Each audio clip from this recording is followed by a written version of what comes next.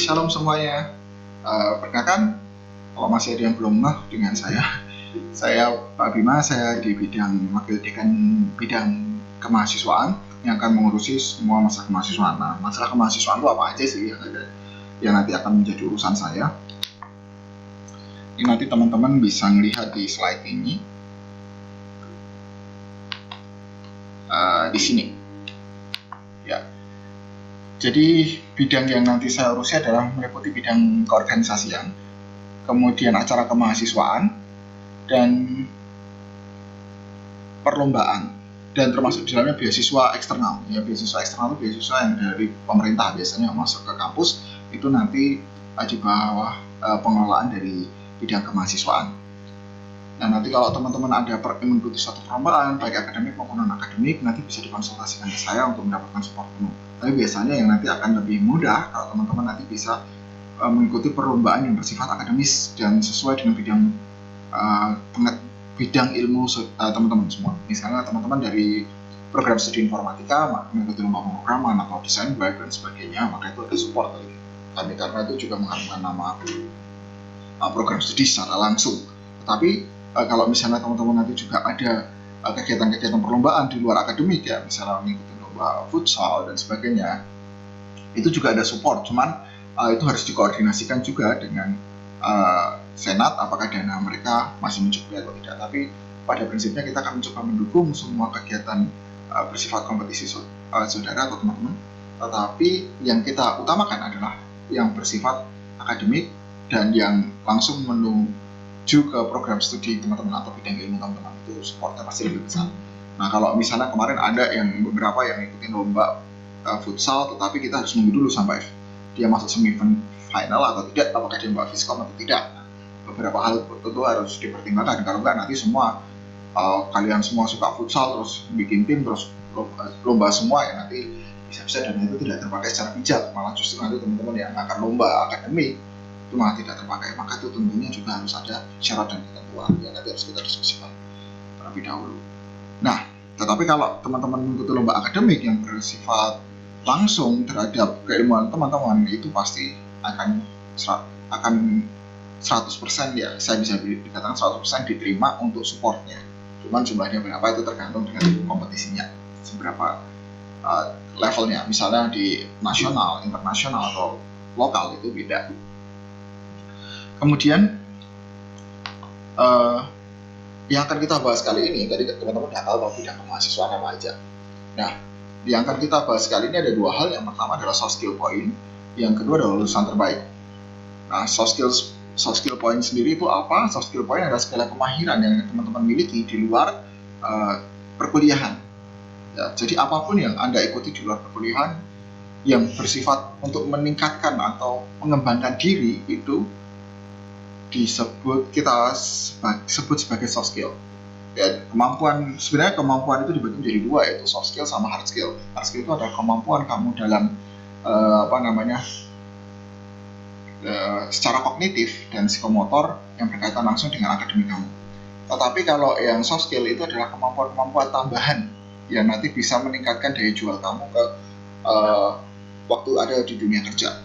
Misalnya komunikatif, leadership, dan sebagainya. Nah, poin soft skill adalah poin yang didapatkan mahasiswa ketika mencapai satu pemenuhan soft skill. Jadi misalnya teman-teman sudah mengikuti suatu organisasi, selesai dapat sertifikat. Nah, maka dari sertifikat itu kita hargai dengan suatu poin. Nah, poin itu harus kalian kumpulkan yang nanti akan digunakan untuk syarat wisuda kalian. Gitu. Nah, pada dasarnya di dalam di Fakultas Sains dan Komputer kita punya 4 pilar soft skill point. Yang pertama ada keilmuan, yang kedua ada kepemimpinan di sini, kemudian di sini ada kompetisi, kemudian di sini ada kepedulian. Nah, masing-masing ini akan kita bahas. Setiap pilar di dalam soft skill point mahasiswa harus dipenuhi oleh seluruh mahasiswa. Jadi nggak bisa kalian mengikuti suatu kegiatan yang bersifat soft skill, yang mengandung soft skill, tetapi hanya kegiatan itu saja sampai nanti kamu wisuda. Nggak bisa, karena kamu harus memenuhi keempat pilar yang kita bangun di Viscom. Jadi nggak bisa kamu nanti hanya ngikutin workshop aja untuk memenuhi soft skill atau ngikutin organisasi aja, tetapi kamu harus memenuhi keempat pilar ya, yaitu keilmuan, kepemimpinan, kompetisi, dan kepedulian. Lalu kita akan coba lihat masing-masing dari mereka. Kalau kepemimpinan, poin pilar kepemimpinan itu maksudnya bertujuan untuk meningkatkan kemampuan dan menumbuhkan jiwa kepemimpinan dari mahasiswa. Nah, ini bisa diperoleh dari kegiatan-kegiatan yang bersifat organisatif. Nah, misalnya kalian ngikutin senat, yaitu semacam organisasi mahasiswa di tingkat fakultas, atau BEM, organisasi mahasiswa di tingkat universitas. Atau kalian mengikuti sebagai ketua organisasi dari suatu unit kegiatan mahasiswa. Misalnya kalian suka karate, kalian suka taekwondo, atau kalian suka fotografi, atau kalian suka kegiatan-kegiatan pecinta alam, dan kalian menjadi bagian dari struktur organisasinya, ketua, wakil, sekretaris bendahara, atau koordinator apa, itu kalian bisa mendapatkan poin di bidang kepemimpinan. Berikutnya ada keilmuan. Ini adalah poin yang kamu dapatkan dari seminar-seminar atau workshop yang tidak diwajibkan dalam perkuliahan. Nah, inti dari poin soft skill itu adalah sesuatu hal kegiatan yang tidak diwajibkan ikut tetapi kamu ikut. Nah, karena poin soft skill itu harusnya tidak ada unsur keterpaksaan gitu. Nah, jadi keilmuannya itu nanti bisa bersifat keilmuan yang langsung sesuai dengan bidang ilmu teman-teman, atau bisa keilmuan yang di luar bidang ilmu teman-teman, kayak misalnya kemampuan bahasa Inggris, kalian ikut workshop tentang bagaimana cara meningkatkan kemampuan bahasa Inggris. Nah, itu tetap bisa kita hitung sebagai keilmuan, jadi tidak terbatas pada keilmuan teman-teman. Kemudian ada kompetisi. Nah, kalau kompetisi ini bertujuan untuk meningkatkan jiwa kompetisi mahasiswa di ranah akademik maupun di ranah non-akademik. Nah, ini nanti teman-teman bisa ngikutin berbagai macam kompetisi, baik itu lokal maupun non-lokal. Kemarin kalau teman-teman juga melihat dari promo-promo kita, itu juga ada beberapa kali ngikutin kompetisi, juara 2, juara 3, juara 4, juara 5, beberapa kali di event-event pemrograman. Nah, itu kalian bisa digunakan untuk poin kompetisi. Tapi teman-teman nggak perlu berkecil hati, karena kompetisi yang di sini yang dimaksud tidak hanya kompetisi di ranah akademik aja, tetapi juga di ranah non-akademik. Jadi kalau misalnya teman-teman mengikuti kegiatan lomba-lomba di non-akademik, misalnya saya suka dengan fotografi, kemudian kamu ikut lomba fotografi dan dapat juara, atau kamu meskipun tidak dapat juara tapi kamu ikutin saja, itu sudah dapat poin. Jadi poin itu yang kompetisi itu tidak harus juara, tapi tentunya berbeda antara poin yang mereka dapat juara sama poin yang mereka tidak menang atau hanya sekedar ikut saja. Nah, sementara kita tenang aja, di kampus juga ada kompetisi-kompetisi lokal yang bisa kalian gunakan untuk memenuhi soft skill point di bidang kompetisi ini. Misalnya nanti ada Immanuel Cup, kemudian ada Fiscom itu biasanya ada Sport Day dan sebagainya. Kamu ikutin kegiatan-kegiatan untuk science, itu juga kegiatan rutin tahunannya Fakultas Sains dan Komputer, itu kamu bisa ikuti karena itu mereka berdasarkan kompetisi. Kalau kalian ikut kompetisinya, maka kalian dapat poin kompetisinya. Tetapi kalau kamu jadi panitia di situ, maka poinnya adalah poin leadership. Jadi eventnya sama, tetapi bisa menghasilkan dua pilar yang berbeda. Kemudian kepedulian. Nah, ini biasanya poin yang agak teman-teman mahasiswa kadang mudah, tetapi kadang ada yang susah. Poin kepedulian adalah bertujuan untuk meningkatkan kepedulian mahasiswa terhadap permasalahan yang terjadi di lingkungan sekitar dengan tindakan berkaitan dengan bidang ilmu maupun kegiatan non bidang ilmu. Nah, kepedulian ini bisa kamu peroleh misalnya kamu ngikutin bakti sosial, bisa, atau kamu bikin suatu kepanitiaan yang misalnya untuk donor darah bersama. Itu bisa kamu hitung sebagai kepedulian daripada poin leadership. Kemudian kamu misalnya ngikutin kerja bakti bersama, atau untuk membersihkan daerah sekitar UKRIM. Misalnya ada event seperti itu, kamu join, itu adalah poin kepedulian. Atau yang paling gampang kalau dari teman-teman dari Kristen sendiri, kalian bisa ngikutin kegiatan-kegiatan misalnya pelayanan peribadatan. Kalian jadi WL selama 1 tahun, atau kalian di situ sebagai pemain musiknya, atau pelayanan lain di gereja, itu semua bisa terhitung untuk bidang kepedulian. Jadi bagi teman-teman yang sudah bergereja di sini atau bergereja di tempatnya, silakan kalian mengikuti pelayanan di gereja tersebut. Jadi sebagai tanggung jawab keseimbangan iman dan ilmu. Tetapi kalau misalnya kalian kesulitan untuk hal itu, kalian bisa mengikuti kegiatan-kegiatan kepedulian lainnya, kayak tadi kerja bakti bersama di senat. Biasanya senat nanti akan mengadakan kegiatan-kegiatan itu, pastikan kamu ngikutin itu yang non keagamaan ya. Terus nanti kalian juga bisa ngikutin kegiatan-kegiatan bakti sosial, misalnya aksi Natal dan sebagainya, itu juga termasuk dalam peningkatan poin kepedulian. Itu sih untuk poin kepedulian. Terus boleh nggak Pak kalau misalnya saya poin kepedulian tetapi saya tidak ngambilnya di kampus? Bisa. Misalnya di kampung, kamu jadi ketua Karang Taruna, kemudian kamu mengadakan kegiatan di sana untuk membersihkan RT RW, boleh. Apakah? Nah, tapi nanti nggak ada sertifikatnya Pak. Nggak apa-apa, pakai surat keterangan juga nggak masalah. Dari RT bahwa kamu mengikuti kegiatan bersih-bersih di lingkungan RT RW, itu boleh juga. Atau kalau misalnya teman-teman beragama lain mengikuti pelayanan di tempat ibadahnya masing-masing, nggak masalah, itu juga bisa dipoinkan sebagai kepedulian. Misalnya nanti kamu melayani di tempat peribadatan kamu sebagai seorang apa kayak yang ada di sana, saya mungkin belum begitu paham tuh di tempat lain itu seperti apa, tetapi kalau kamu melakukan pelayanan di sana, membantu mereka, baik itu dalam sarana peribadatan atau dalam kegiatan ibadah, itu bisa masukkan dalam poin kepedulian gitu. Misal kalau contohnya paling gampang, misalnya kamu jadi panitia kurban, kamu ikut bagi-bagikan daging gitu, itu bisa masuk dalam poin kepedulian juga. Nah, kemudian ketentuannya gimana? Setiap mahasiswa Fakultas Sains dan Komputer Universitas Manual dalam menjalani kewajibannya memenuhi poin nilai soft skill, wajib memenuhi poin soft skill untuk setiap kategori. Jadi setiap 4 pilar tadi semuanya harus terpenuhi. Masing-masing itu punya poin. Misalnya kamu ikut organisasi, maka poinnya misalnya jadi ketua poinnya 15. Jadi wakil poinnya 13. Misalnya kayak gitu. Tapi itu baru bidang kepemimpinan. Nah, nanti kalau bidang kepedulian gimana? Itu ada perhitungannya sendiri. Teman-teman nanti bisa download untuk panduannya itu, kamu bisa tahu kalau saya melakukan kegiatan ini poinnya berapa. Poin yang banyak tentunya yang skalanya dan impact-nya lebih besar. Contohnya kegiatan lomba internasional, itu impact-nya paling besar sendiri.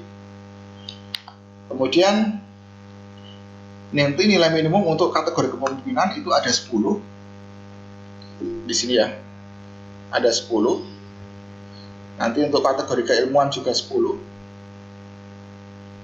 Nah, kompetisi ini saya rendahkan 7.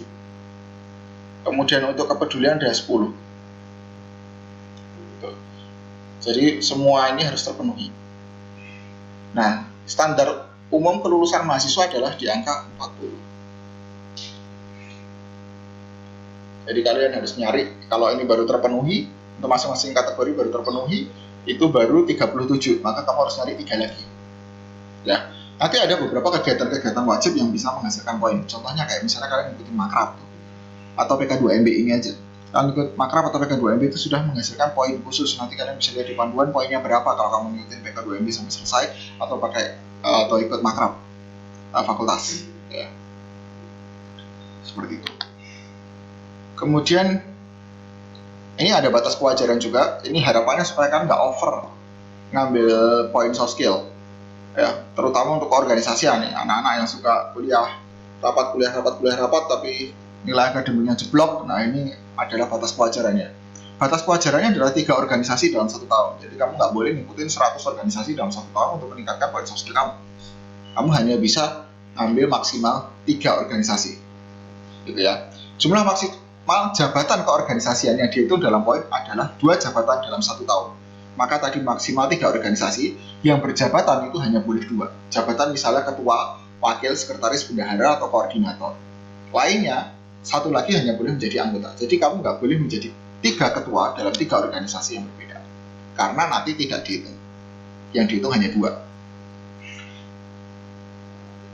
Nah, kepanitiaan itu 1 semester hanya boleh 3. Makanya kepanitiaan yang lebih dari 3 dalam 1 semester tidak diperhitungkan di dalam poin soft skill. Tetapi bisa kamu pakai, bisa.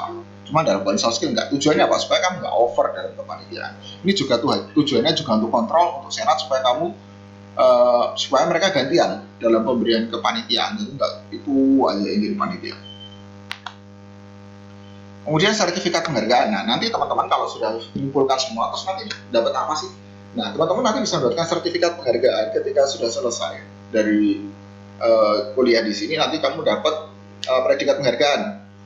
pendukung perkuliahan minimal 50 itu nanti kamu dapat predikat baik. Jadi kalau kamu dari tadi kan standar minimal 40 ya, kalau kamu dapat 50 maka kamu dapat predikat baik. Tapi kalau kamu bisa dapat nilai 65 maka kamu bisa dikatakan predikat amat baik. Nah, tetapi sertifikat penghargaan itu boleh kamu dapatkan kalau IP kamu di atas 3. Kalau IP kamu 2,5 itu boleh nggak? Nggak bisa. Kenapa? Karena itu kamu berarti nggak ada keseimbangan antara soft skill dan hard skill kamu. Atau kamu terlalu mementingkan soft skill kamu, tetapi perkuliahan kamu kacau gitu. Nah itu nggak bisa. Harapan kami adalah antara perkuliahan itu yang utama, tetapi perkuliahan itu tidak cukup, maka perlu didukung dengan soft skill. Maka tidak boleh adanya dominasi soft skill di atas kemampuan akademis kamu.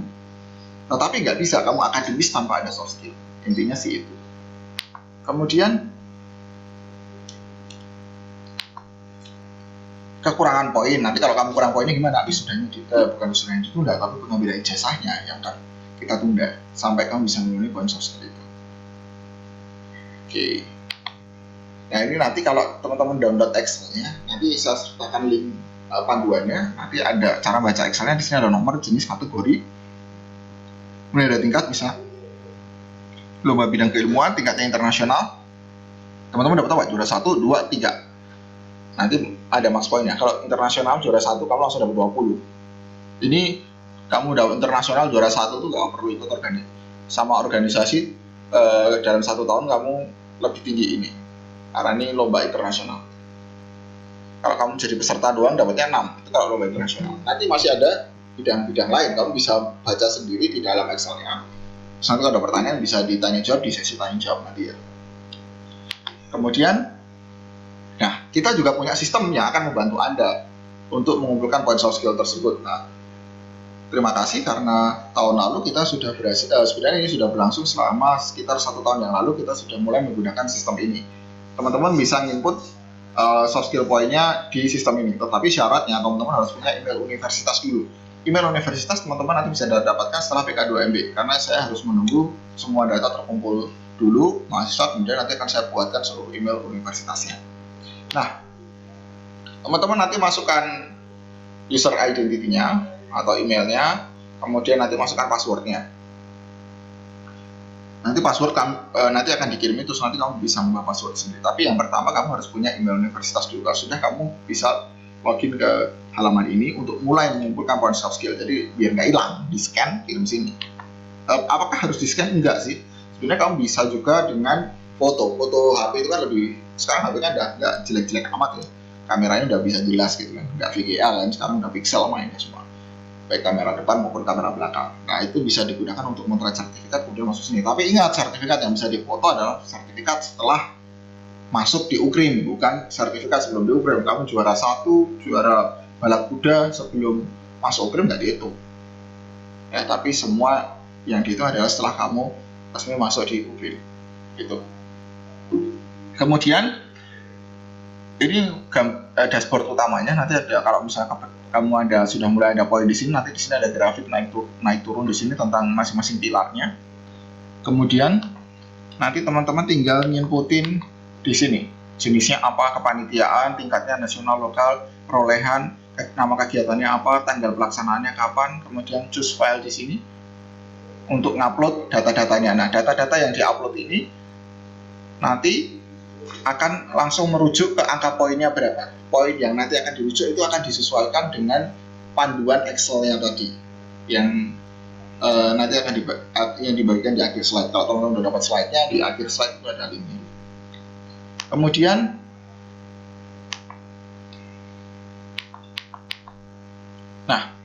kemudian lulusan terbaik. Nah, di kami, terutama di Viskom, itu lulusan terbaik itu kita ada perhitungannya sendiri. Nilai mahasiswa, setiap mahasiswa itu diperoleh dengan 80% dikali IPK per IPK terbaik kalian. Yang mau lulus ditambah 20% dikali soft skill per soft skill terbaik, dibagi dengan masa studi. Tentunya yang terbaik dia adalah dia yang memiliki IPK tertinggi dan memiliki soft skill point yang tinggi juga. Ya, jadi pertimbangannya dua, kita ada kecerdasan kamu di dalam akademik dan kamu juga memiliki soft skill point yang memadai. Nah, ini nanti materinya dapat diperoleh di sini. it.ukrim.ac.id. Nanti di bagian download kamu bisa dapetin materi-materi yang sudah saya sampaikan di sini. Itu Excel-nya yang berkaitan dengan list point soft skill, kamu bisa mulai baca-baca dari sekarang. Wah, ternyata kalau aku ikut lomba ini aku dapat poin sekian, itu kamu bisa lihat di sini. Nanti di akhir ketika kamu mau pelepasan, kamu akan mendapatkan apa yang disebut SKPI, yaitu surat keterangan pendamping ijazah. Itu hanya di Viskom aja dapat, ya. Yang fakultas lain belum ada. Jadi beruntung kalian masuk Viskom, karena kami pengelolaan untuk soft skill point sangat baik, karena kita sudah pakai software, yang lain juga belum ada. Dan di tempat kami ada penghargaan feedback ke kalian. Kita berikan sertifikat keterangan pendamping ijazah, surat keterangan pendamping ijazah. Ya, itu sudah digembor-gemborkan oleh Dikti dan harus diadakan di universitas, dan kita satu-satunya fakultas di Universitas Immanuel yang menerapkan surat keterangan pendamping ijazah ini. Nanti teman-teman bisa check out di situ. Nanti kalau kalian masukin di sistem itu akan otomatis generate sistem surat keterangan pendamping ijazah bagi kalian yang nanti akan diberikan saat malam pelepasan sebelum wisuda. Oke, itu semua tentang kemahasiswaan yang ada di Fakultas Sains dan Komputer. Nanti kurang lebihnya kalau teman-teman mau tanya, nanti bisa ditanyakan di sesi tanya jawab, saya akan ada di sana. Itu aja. Terima kasih, sampai jumpa. Bye-bye.